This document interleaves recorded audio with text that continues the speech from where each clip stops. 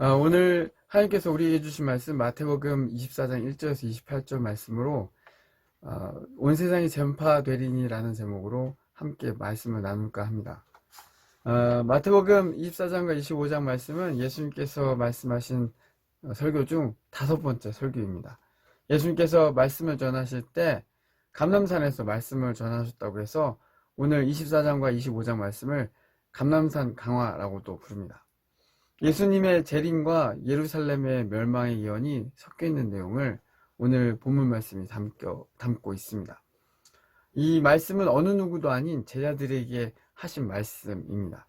예수님의 말씀이 로마군이 예루살렘과 성전을 파괴한 주후 70년에 성취되는 것을 우리가 알 수 있습니다. 예수님이 예언을 하시고요. 3절에 제자들이 어느 때에 그런 일이 있겠냐며 또 주의 임하심과 세상 끝에는 무슨 징조가 있냐고 묻습니다. 예수님께서는 이에 미혹을 받지 않도록 주의하라고 권면하십니다. 역사에서도 보면 어느 때든지 나라의 정치나 혼란한 시기가 오면 단곤솔림으로 등장하는 사건이 바로 예수님에 대한 종말과 관련된 이야기들입니다. 오늘날 많은 이단들이 예수님의 다시 오심을 가지고 이야기하고 있습니다. 어쩌면 예수님께서 이런 일들을 미리 아시고 우리에게 직접 말씀해 주시지 않았나라는 생각을 해봅니다. 물론 예수님 당시에도 이런 비슷한 일들이 있었음을 우리는 성경에서 볼 수 있습니다. 혼란과 재림이 가까이 왔다고 주장하는 이 이단들의 특성은 그때와 시기를 자신들만 알고 있다고 주장합니다. 호기심과 관심을 자극해서 많은 사람들에게 지금도 그 이야기를 하며 마음을 흔들리게 하고 있는 것을 우리 주변에서 종종 볼 수 있습니다. 이단들이 세상을 혼란케 하는 가운데 우리는 구원과 재림, 종말에 대한 올바른 지식과 인식이 필요하다는 생각을 해보게 되었습니다. 이런 위기일 때일수록 교회의 역할이 올바른 말씀을 전하고 또 이야기해주고 기준이 되는 역할을 해줘야 한다는 생각을 해보게 되었습니다. 오히려 교회가 세속화되고 있거나 능력을 잃어버리게 되면 이런 영적인 혼란이 더욱 심해질 것이라 생각이 또 되었습니다. 교회는 더 이상 이런 문제가 발생하지 않도록 말씀을 가르치는 일에 책임을 지고 힘써야 할 것입니다. 이단들의 공통적인 특성 중 또 하나는 자신들만이 답을 가지고 있다는 것입니다. 하지만 정작 자신들이 주장하는 예수님의 말씀을 무시하고 있는 것을 오늘 본문을 통해 확인할 수 있습니다. 예수님은 분명 24장 36절에 그때는 아무도 모른다고 말씀하십니다. 36절입니다. 그러나 그 날과 그때는 아무도 모르나니 하늘의 천사들도 아들도 모르고 오직 아버지만 아시느니라. 예수님께서 분명 모른다고 말씀하셨는데도 불구하고 다른 말씀을 찾거나 다른 해석을 주장하고 있습니다. 그래서 우리는 바로 알고 있어야 하니 중요합니다. 예수님이 무슨 말씀을 하셨는지 알고 있어야 우리 자신도 흔들리지 않고 지켜낼 수 있는 것입니다. 이단들의 또 다른 특성은 사람들의 욕구를 채워주고 사람들의 관심과 호기심을 갖게 한다는 것입니다. 많은 사람들은 자신들의 호기심에 자신들이 듣고 싶고 또 원하는 대답을 듣고 싶어 합니다. 하지만 예수님은 4절과 5절, 11절과 24절에 주의하라고 분명 말씀하십니다. 4절에서 5절입니다. 너희가 사람의 미혹을 받지 않도록 주의하라. 많은 사람이 내 이름으로 와서 이르되 나는 그리스도라 하여 많은 사람을 미혹하리라. 이단들은 그들만의 대답으로 많은 사람들을 미혹하고 있습니다. 바울도 데살로니가 교회 교인들에게 이렇게 당부합니다. 교회 안에 예수님이 곧 오실 것이라고 말하는 혼란스럽게 하는 사람들의 이야기에 미혹되지 말고 믿음을 굳건하게 하며 자신들이 지금 하고 있는 일을 성실히 열심히 하라고 말하고 있습니다.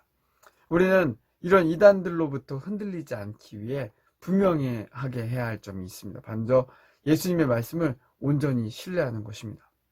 우리가 진정 예수님의 말씀으로 만족하고 받아들이고 신뢰한다면 내가 원하는 말씀이나 내가 원하는 답이 아닐지라도 그 말씀에 의지해서 확신을 가지고 살아갈 수 있을 것입니다.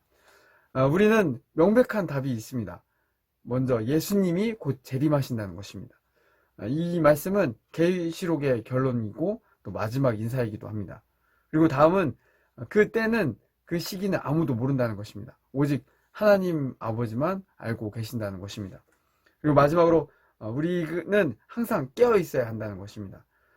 내일 바이블 타임 말씀에 42절 예수님께서 깨어 있으라고, 또 44절에 준비하고 있으라고 말씀하십니다.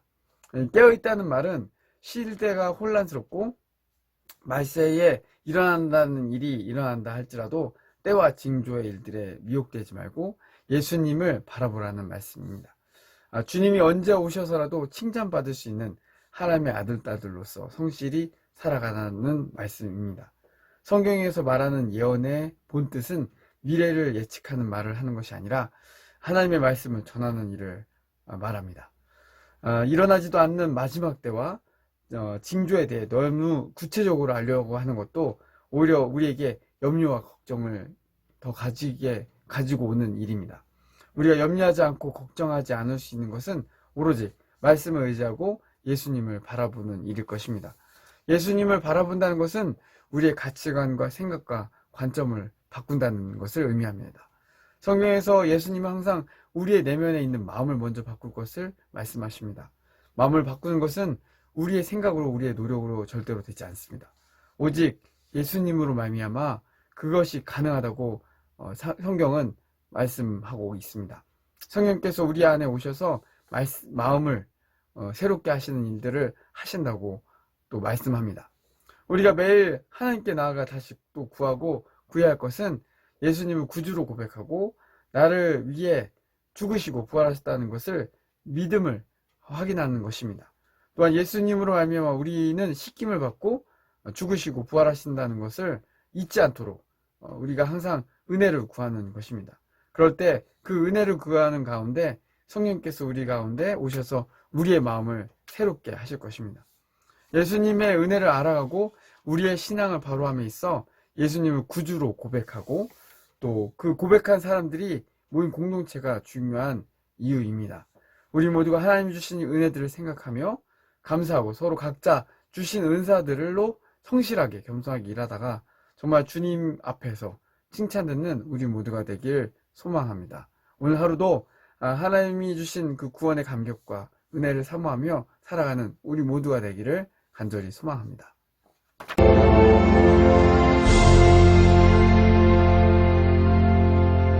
마라나타 주 예수여 어서 오시옵소서. 땅의 모든 끝 모든 족속 주를 찬송하게 하소서. 마라나타 주 예수여 어서 오시옵소서.